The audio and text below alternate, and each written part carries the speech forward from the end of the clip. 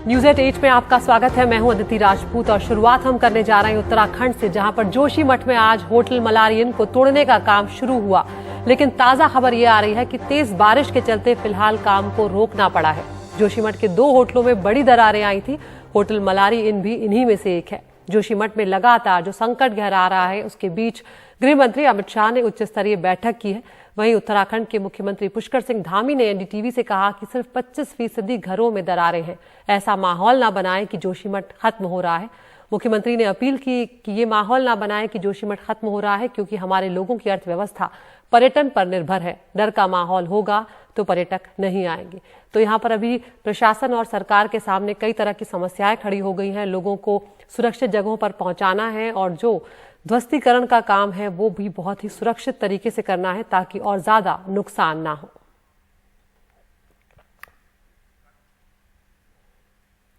और कई ऐसे लोग हैं जो जोशीमठ में अब बेघर होने जा रहे हैं। उनके लिए बहुत बड़ा संकट खड़ा होने जा रहा है और उसमें से कई बहुत कमजोर तबके के लोग हैं, जिनके लिए रोजी रोटी का संकट भी खड़ा हो रहा है। उन्हें ये भी नहीं पता कि कल उनके लिए खाने का क्या कुछ इंतजाम होगा। जिन लोगों को अपने घर खाली करने के प्रशासन की तरफ से आदेश मिले हैं, उनमें से एक सुलोचना भी है।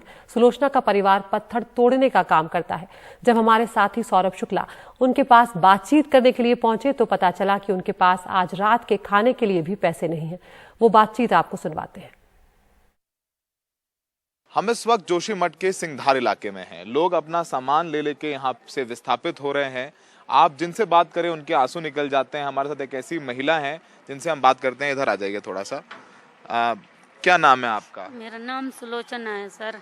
सुलोचना जी, आप यहीं रहती हैं? हाँ, यहीं रहती हूँ। आप भावुक हो रही हैं। हाँ, गाँव नहीं हूँ भैया, हमारा तो ना इधर है ना उधर है।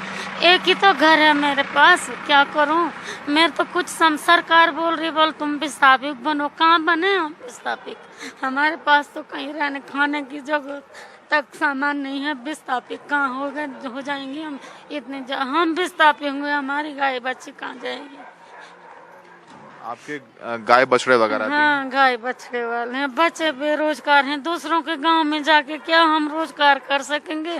पत्थर फोड़ते हैं मेरे बच्चे, तब खाते हैं हम खाना। मैं लकड़ी बेचती हूँ, घास बेचती हूँ, तब अपना गुजारा करते हैं।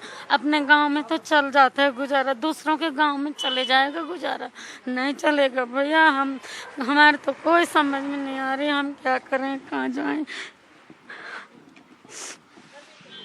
आप के सरकार कह रही है वो मुआवजा देगी, 1.5 लाख रुपए मुआवजा आपके खातों में देगी। बात हुई किसी से आपकी? अभी कोई बात नहीं हुई हमारी किसी से। बस बोल तो रहे हैं पर सुनाई कुछ नहीं है। तब अभी मैं आपकी मदद के लिए चलूंगा, बात कर लूंगा जाके। तो अभी आपको कब तक बोला है कि घर खाली करना है? अभी तो वैसे तो हमें आदेश अभी नहीं आया, पर 1-2 दिन में बोल देंगे। हाँ। तो आपकी कागज लेके कहाँ गई थी? कागज नहीं है भैया, एक साड़ी दिया किसी ने पहनने के लिए ला गई। तब आपके पास जीवन यापन का भी कोई जरिया नहीं है? कोई जरिया नहीं है भैया, कुछ नहीं है।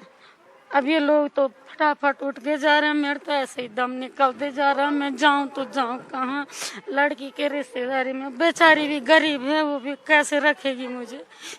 सरकार ने भी राहत कैंप बनाए हैं, वहां जा सकते हैं आप लोग? होटल में गुजारे भैया, 12-12, 13-13 आदमी एक ही होटल में। किसी की बहू होगी, किसी की बेटियां होगी, कोई सास ससुर बहू होंगे, कैसे रह पाएंगे एक होटल में? आप ही बताओ।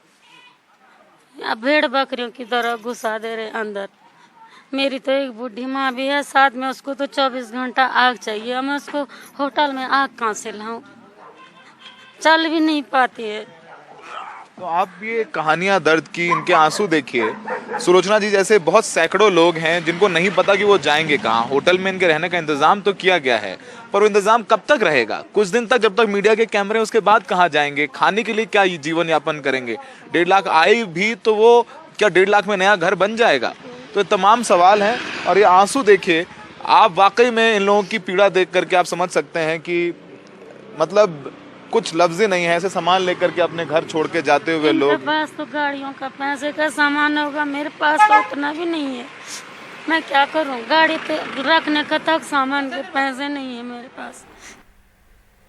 और ऐसे एक दो नहीं कई परिवार हैं। अब आपको दिखाते हैं 55 साल की असाड़ी देवी की कहानी, जिस कमरे में वो रहती हैं उसकी दरारें इतनी बड़ी हो गई हैं कि घर कभी भी गिर सकता है। उनको फिलहाल एक होटल में शिफ्ट किया जा रहा है, जहां एक कमरे में 5 लोग रखे जाएंगे। अपनी कहानी बयां करते हुए दोनों महिलाएं अपने आंसू नहीं रोक पाई। हम इस वक्त जोशीमठ के सिंघधार में हैं। तमाम लोग अपने घरों को छोड़ रहे हैं और ये वो लोग हैं जिनके पास बड़े होटल नहीं है, जो रोज कमाते खाते हैं, जीवन यापन करते हैं। छोटे कमरे हैं, छोटे घर हैं। अब देखिए दरारें किस कदर आ रखी हैं घर में कि किसी भी वक्त ये ढह सकता है। लेकिन अब ये लोग जाएंगे कहाँ? जो सरकार के जो शिविर बनाए गए हैं उनमें भीड़ ज्यादा है, ठंड ज्यादा है और अपना घर छोड़ने की तकलीफ। आपसे बात करते हैं, आपका नाम बताइए। असाड़ी देवी। असाड़ी जी? असाड़ी देवी। असाड़ी देवी जी, हाँ। घर खाली करने को कहा है सरकार ने। हाँ, खाली करने के लिए सामान पैक कर रहे हैं आप? हाँ, सामान पैक कर रहे हैं। कितनी तकलीफ है? अब वो तो भगवान ही जाने कितनी तकलीफ है। हमको कितना मेहनत से घर बनाया था, आज तोड़ रहे हो घर, तो तकलीफ तो होगी ना। क्या करें? बहुत मुश्किल अभी ठंड में। और ठंड में होटल में भी जाएंगे तो ठंड से मेरी तो तबीयत भी वैसे खराब है ना। और अपने घर में जो भी है वो ओढ़ने बिछाने को है क्या, अब क्या कर, कहाँ ले जाना इतना सामान ना। और यादों को भी छोड़ना एक बहुत तकलीफ। यादों को भी छोड़ना, अपना घर से क्या नहीं होता, क्या करें, कहाँ जाएंगे हम। एनटीपीसी वालों ने घर पर बात कर दिया, क्या करना। क्या करें? क्या तकलीफ है? ये लड़की है ना, ये विकलांग लड़की है। बोल नहीं सकती? थोड़ा बोल नहीं पाती हैं आप? कितनी तकलीफ है आपको? ये उसकी ये 2 बच्चे हैं ना, एक लड़का है एक लड़की है। ये इस लड़की के तो क्या करना था, कहीं नहीं पता कुछ ना। नहीं मिलेगा बल, क्या कह रही हैं? राहत नहीं मिलेगा बल, राहत नहीं मिलेगा। राहत नहीं क्यों नहीं मिलेगी? मिलेगी, देगा सरकार थोड़ा बहुत जो भी होगा, पर वैसा थोड़ी होगा। तो आप अंदाजा लगा सकते हैं क्या कुछ वहां के लोगों पर बीत रही है। और उधर सेना के जो बैरक हैं वो भी इससे अछूते नहीं है। सेना प्रमुख जनरल मनोज पांडे ने आज कहा कि जोशीमठ में सेना के 25 से ज्यादा बैरकों में दरार आ गई है और इसके चलते कुछ जवानों को अब दूसरे बैरकों में शिफ्ट किया जा रहा है। सेना प्रमुख के मुताबिक अगर जरूरत पड़ी तो सैनिकों को स्थायी तौर पर औली शिफ्ट किया जा सकता है। और साथ ही उन्होंने कहा कि इसके बावजूद हमारी जो ऑपरेशन है उसको लेकर हमारी तैयारी बनी रहेगी। तकरीबन 25 से 28 वहाँ पे जो बिल्डिंग्स है उसमें कुछ तरह से माइनर क्रैक्स पाई गई है, जिसके फलस्वरूप हमने वहाँ के इन यूनिट्स को या जवानों को कहीं टेम्पररीली रीलोकेट किया है। यदि ज़रूरत पड़ी तो उनको और भी ऊपर परमानेंटली लोकेट करने का भी प्लान है, जो कि औली एक जगह है जोशीमठ से ऊपर, आप लोगों से किसी को ज्ञात होगा। आगे बढ़ते हैं, बिहार की बात करते हैं, जहां पर बक्सर में आज केंद्रीय मंत्री अश्विनी चौबे के काफिले पर पथराव हुआ। अश्विनी चौबे किसानों की महापंचायत में शामिल होने जा रहे थे। चौसा थर्मल प्लांट के लिए भूमि अधिग्रहण और पुलिस की बर्बरता को लेकर किसानों ने महापंचायत बुलाई थी। किसान 85 दिनों से यहां जमीन के बदले उचित मुआवजे की मांग कर रहे थे। 10 जनवरी की रात पुलिस ने किसानों के घर में घुसकर उन्हें बेरहमी से पीटा था, जिसके बाद नाराज किसान प्लांट में घुस गए और जमकर तोड़फोड़ की थी और कई गाड़ियों में आग भी लगा दी थी।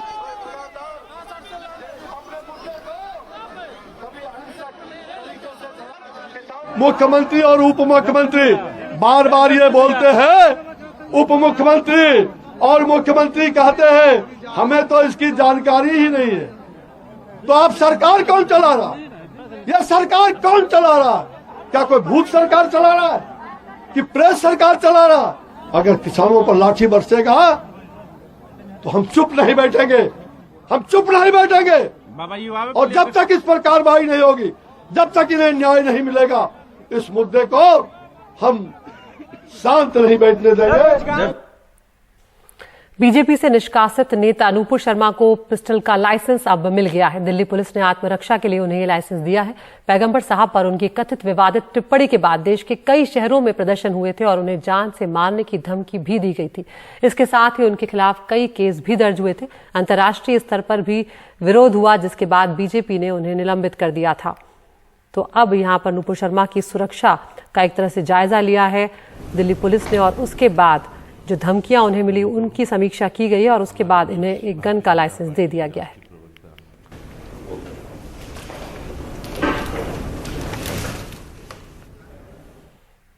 और जम्मू कश्मीर के सोनमर्ग में जबरदस्त बर्फीले तूफान से 2 लोगों की जान चली गई है। सोनमर्ग में आया ये बर्फीला तूफान कैमरे में भी कैद हो गया।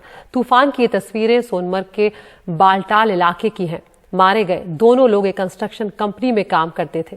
प्रशासन ने लोगों को इसे लेकर अलर्ट भी कर दिया है ताकि लोग सुरक्षित जगहों पर रहें। जम्मू कश्मीर में कई जगह बर्फ की मोटी चादर जमने से यातायात बुरी तरह प्रभावित हुआ है। कश्मीर के ऊंचाई वाले इलाकों में ताजा बर्फबारी और मैदानी इलाकों में बारिश के चलते तापमान में गिरावट भी दर्ज की गई है। बालटाल, जोजिला, सोनमर्ग इलाके में हिमस्खलन हुआ है और अब 2 लोगों की जान जाने की खबर भी आ रही है।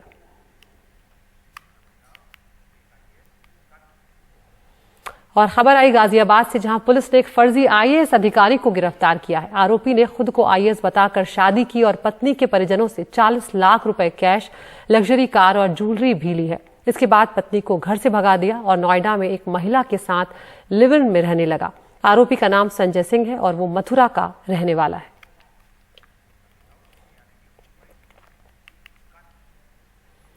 और अब आपको मुंबई लिए चलते हैं, जहां पर प्रॉपर्टी में निवेश करना कितना फायदेमंद रह गया है, ये एक बड़ा सवाल तब उठा है जब अभिनेत्री सोनम कपूर ने 7 सालों के बाद सिर्फ 1 करोड़ रुपए के मुनाफे के साथ अपना फ्लैट 32 करोड़ में बेचा। जानकारों के मुताबिक निवेश के अब दूसरे विकल्प ज्यादा बेहतर हैं। हमारी सहयोगी पूजा भारद्वाज की रिपोर्ट।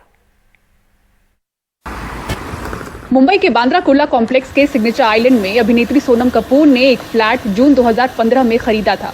जानकारों के मुताबिक 31 करोड़ 48 लाख रुपए में, लेकिन बताया जा रहा है कि बीते साल उन्होंने इसे 32 करोड़ 50 लाख में बेचा है। 7 साल में 31 करोड़ के निवेश पर महज 1 करोड़ का मुनाफा। जानकार बताते हैं कि अगर ये निवेश का फैसला था तो सही नहीं था। यदि ये पैसे इतने समय के लिए बैंक के फिक्स डिपॉजिट में या फिर स्मॉल सेविंग स्कीम्स में या हम कहें कि आरबीआई बॉन्ड्स में या फिर निफ्टी 50 इंडेक्स फंड इस तरह के मार्केट में इन्वेस्ट किया गया होता या फिर आप किसी सिलेक्टेड स्टॉक में इन्वेस्ट करते तो इससे कहीं बेहतर रिटर्न्स अर्न कर सकते थे। और हमने अक्सर देखा है कि प्रॉपर्टी में रिटर्न्स उतने अच्छे नहीं मिलते जितने लोग उम्मीद करते हैं। फाइनेंशियल एक्सपर्ट्स बताते हैं कि उस समय के दर के हिसाब से अगर एफडी में इस रकम का निवेश हुआ होता, यानी कि 31 करोड़ 48 लाख रुपए, जिस रकम से सोनम कपूर ने अपने फ्लैट को खरीदा, अगर एफडी में इसका निवेश हुआ होता तो आज ये 50 से 54 करोड़ रुपए बन सकते थे। अगर निफ्टी 50 इंडेक्स फंड में इसका निवेश हुआ होता तो 40 करोड़ रुपए बन सकते थे। उस समय सोने का भाव 28,600 रुपए था, जो कि अब प्रति 10 ग्राम 52,000 रुपए हो चुका है, यानी कि 31 करोड़ 48 लाख रुपए की रकम शायद 63 करोड़ में तब्दील हो सकती थी। मुंबई का बांद्रा कुर्ला कॉम्प्लेक्स एक प्रीमियम वाणिज्य, वित्तीय और आवासीय हब के रूप में जाना जाता है। रियल एस्टेट सलाहकार रवि केवल रमानी बताते हैं कि कमर्शियल हब में रिहायशी संपत्ति पर मनचाहा रिटर्न वैसे भी मुश्किल है। मुंबई मार्केट में डिमांड कभी खत्म नहीं होएगा। हम लोग के शहर में माइग्रेंट्स इतने आते हैं तो उनको रेसिडेंशियल रिक्वायरमेंट हमेशा चाहिए होता है, रेंटल पे हो या आउटराइट पे हो। अभी इन्वेस्टमेंट के आप हिसाब से सोचेंगे तो एक घर 2 चीज के लिए होता है, या तो फिर आप इन्वेस्ट करो और बाद में जब बिल्डिंग बन जाती है आप उसको बेचो, ठीक है। उसमें आपको एक 20% 25% साल का इंप्रूवमेंट चाहिए, इंक्रीमेंट चाहिए। और दूसरा जो रहता है वो एंड यूजर होता है। अभी एंड यूजर जो खुद के रहने के लिए कहता है, अगर वो इन्वेस्टमेंट के हिसाब से सोचेगा तो वो गलत है। तो मे बी जब उन्होंने घर खरीदा होगा तो उन्होंने सोचा होगा कि ये मेरा घर है, ये मेरा इन्वेस्टमेंट है, मैं इधर रह रही हूँ। अपार्टमेंट वो बिल्डिंग अच्छी है, लेकिन वो बिल्डिंग कमर्शियल जोन में है। बीकेसी अपना मुंबई का CBD है, सेंट्रल बिजनेस डिस्ट्रिक्ट है, तो उधर अप्रिसिएशन एक्सपेक्ट करना रेसिडेंशियल प्रॉपर्टी में is a little foolish. Marathon realty के प्रबंध निदेशक मयूर शाह बताते हैं कि मुंबई में कमर्शियल प्रॉपर्टी में निवेश बेहतर साबित हो रहा है। if you are looking at a residential property and from income generating point of view, it is not a very good proposition. I would suggest commercial is a better. क्योंकि commercial office में क्या होता है कि when you rent it out, you get 6 to 7% of the rent. At the same time, your prices will go up. So आप क्या है कि आपने जो अपने इन्वेस्टमेंट किया है वो बैंक रेट ऑफ रिटर्न तो आपको मिल ही रहा है और आपके पास एक अपसाइड बाकी है। वो सेम चीज़ जो है ना वो रेसिडेंशियल में नहीं होता है, क्योंकि रेसिडेंशियल में रेंट यील्ड जो है वो करीबन 2% से ज़्यादा नहीं जाती है मुंबई में। लोग रेसिडेंशियल यहाँ फ्यूचर के उसके बच्चे के लिए या तो उसकी बेटी के लिए वो एंगल से ज़्यादा खरीद रहे हैं rather than getting an investment return. हालांकि इन सब के बावजूद माया नगरी में घरों की खरीद बिक्री काफी तेज है। सरकार की तिजोरी भी भर रही है। 2021 की तुलना में 2022 में सरकार की तिजोरी में 2,956 करोड़ रुपए की बढ़ोतरी हुई। कोविड महामारी के बाद रियल एस्टेट मार्केट में तेजी आई है, जिससे सभी सेगमेंट में घरों की बिक्री बढ़ी है। माया नगरी में आशियाना बनाना कभी भी आसान नहीं था और इसे बहुत बड़े फायदे के साथ बेचना भी अब बड़ी चुनौती है। इसलिए निवेश का अगर बड़ा मोह ना हो तो प्रॉपर्टी खरीदने के लिए फिलहाल बाजार गर्म दिख रहा है। बताया जाता है कि मुंबई और आसपास के इलाकों में करीब 3,40,000 अनसोल्ड प्रॉपर्टीज हैं। मुंबई में कैमरामैन संजय मंडल और अल्ताफ के साथ पूजा भारद्वाज, एनडीटीवी इंडिया। तो फिलहाल न्यूज एट 8 में ले रहे हैं एक छोटा सा ब्रेक के बाद आपको दिखाएंगे आखिरकार ऑटो एक्सपो में मारुति ने लॉन्च की एसयूवी जिम्नी। कब से होगी बुकिंग बताएंगे ब्रेक के बाद।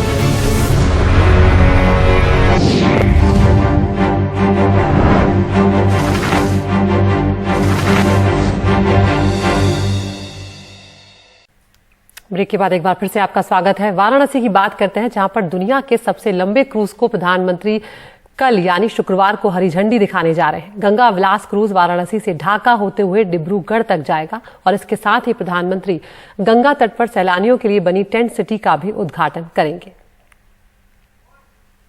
सबसे लंबी क्रूज यात्रा के लिए गंगा विलास क्रूज जो है वो बनारस के इस रविदास घाट पे आ गया है। और अगर हम यहाँ आपको दिखाएं तो ये जो क्रूज है वो यहाँ पर रविदास घाट के पास आकर के लगा है और इसमें जो है तकरीबन जो है 36 ऐसे लोग हैं जो यहाँ से लेकर के और बनारस से लेकर के ढाका होते हुए वो डिब्रूगढ़ तक जाएंगे, यानी 27 नदियों को पार कर तकरीबन 3200 किलोमीटर की यात्रा वो लोग पूरा करेंगे। और इसमें बहुत सी चीज़ें हैं। हमारे साथ यहाँ पर इसके जो डायरेक्टर हैं राज सिंह, वो मेरे पास यहाँ मौजूद हैं। हम उनसे जानने की कोशिश करूँगा कि इस क्रूज़ में क्या क्या है तो और वो समझूंगा। तो वो चीज़ें यहाँ पर हैं, वो बातें हैं, क्योंकि ये जो क्रूज़ है इस क्रूज़ के अंदर अगर हम आपको बताएं तो हर तरीके की सुविधा है, हर तरीके की चीज़ें हैं जो यहाँ पर आपको देखने को मिल रही होगी। तो हमारे साथ राज सिंह, हम उनसे जानने की कोशिश करेंगे। राज सिंह साहब, आपका बहुत स्वागत है एनडीटीवी पे। मैं ये जानना चाह रहा था कि इस क्रूज की क्या क्या विशेषताएं हैं, वो जो आम आदमी को समझना चाहते हैं, लोगों के अंदर बड़ी क्यूरियोसिटी है। इस क्रूज की विशेषता ये है, हम लोग थोड़ा सा आगे चल करके बात करें। इस क्रूज की खास विशेषता ये है कि हिंदुस्तान में बना है। अच्छा, इसकी जो आर्किटेक्चर कॉन्सेप्ट डिज़ाइन है वो डॉक्टर अन्नपूर्णा गरिमाला, जो कि बहुत प्रसिद्ध आर्ट हिस्टोरियन है, उन्होंने बनाया है। उनका कॉन्सेप्ट है कि ये कॉलोनियल नहीं होना चाहिए, ये मुगल नहीं होना चाहिए, ये फ्रेंच, तो ये इंडियन है।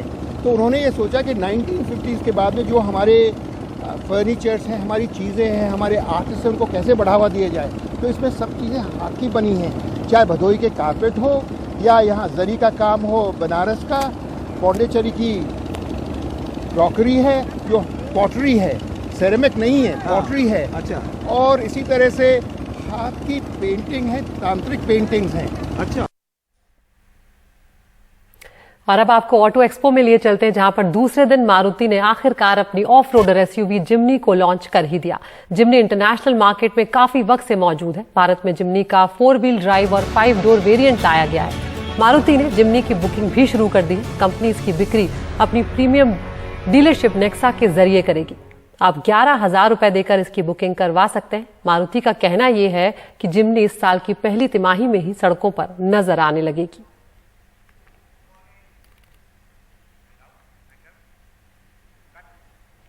तो फिलहाल मेरे साथ इतना ही। नमस्कार।